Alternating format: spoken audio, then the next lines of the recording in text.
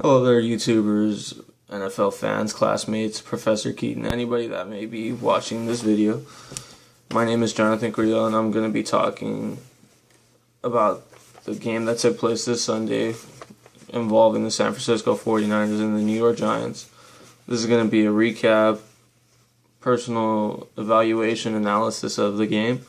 The game took place in East Rutherford, New Jersey. I believe that is the home of the New York Giants, which is MetLife Stadium. A couple details going to the game. Patrick Willis was placed on the IR, the team's leader and defensive star. Aldon Smith is coming off of a 9-game suspension, looking to make his impact on the team. A lot of speculation on what his role will be and how much playtime he received in the game. Chris Borland coming off two great games where he posted 17 plus tackles in each. He also won Rookie of the Week recently. And to start the game, the New York Giants won the toss and deferred their choice to the second half, which means the Niners would open the first quarter receiving the ball. The first quarter was highlighted by the Giants jumping out in front after a Frank Gore fumble. 19-yard touchdown pass by Eli Manning to Larry Donald would open up the scoring and give the Giants a 7-0 lead. Shortly after that, the 49ers get the ball back on the ensuing drive and respond by driving into the New York Giants red zone, but stall. A field goal by Phil Dawson will close the gap 7-3 with Giants still having the lead. A 3-and-out force by the defense would allow the Niners to get the ball back before the end of the first. To start the second quarter, the Niners open the drive with the ball, run for 32 yards, establishing their dominance through the run. And Aldon Smith finally returns after a 37-yard field goal by Phil Dawson, closing the gap 7-6. The drive where Aldon Smith makes his debut, an interception is made by rookie Chris Borland, continuing his excellent play from the previous weeks. Niners cannot score from that, but gain 3 yards and leads to a Phil Dawson field goal, giving the Niners the lead over the Giants 9-7. After that, Donnell received an excellent pass from Eli Manning over Michael Wilhoit, and on the ensuing play, Michael Wilhoit redeemed himself by intercepting an Eli Manning pass. The 2-minute warning comes, and no scoring happens within the last 2 minutes. Colin Kaepernick gets the last play by taking a knee, and so starts the second half. The Giants start the second half receiving the ball,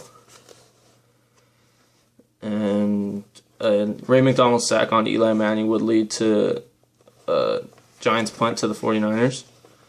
And finally, the Niners score the first touchdown in the form of a 48-yard touchdown pass from Colin Kaepernick to Michael Crabtree, extending the 49ers lead 16-7.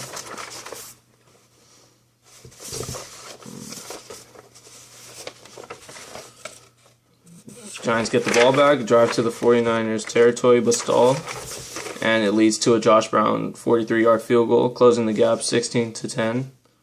In favor of the 49ers.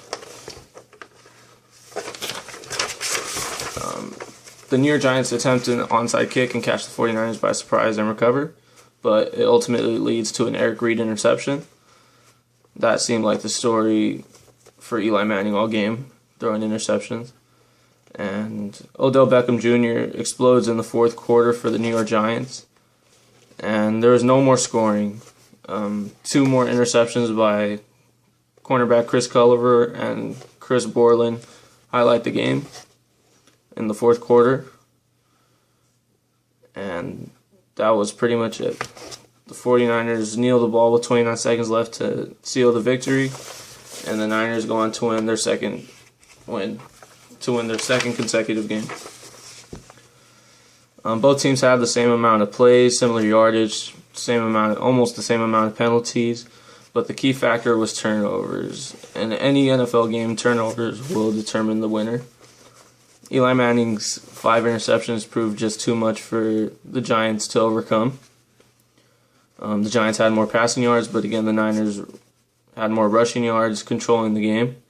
The time of possession was in favor of the 49ers, 34 minutes and 59 seconds to the New York Giants, 25 minutes and 1 second. So that will tell you who wins the game usually.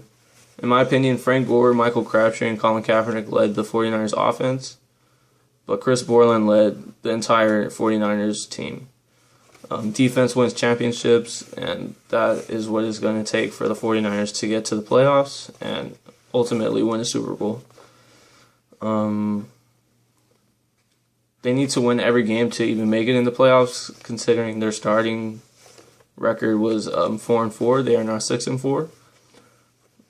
Impressive wins against New Orleans and New York are starting to get people talking about this 49ers again, and the impressive defense is what is headlining the 49ers season so far.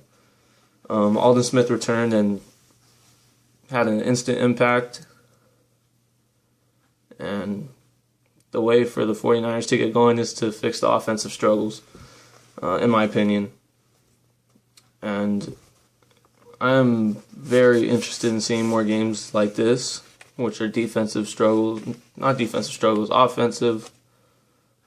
hindered games, defensive minded most likely. I myself played football and was a defensive player, so that can explain why I love defensive games. And Chris Borland continues to just impress every week, stepping in place for injured starters, and I cannot wait to see what the future holds for Chris Borland and my San Francisco 49ers. Thank you for your time. Go 49ers, and let's win that Super Bowl.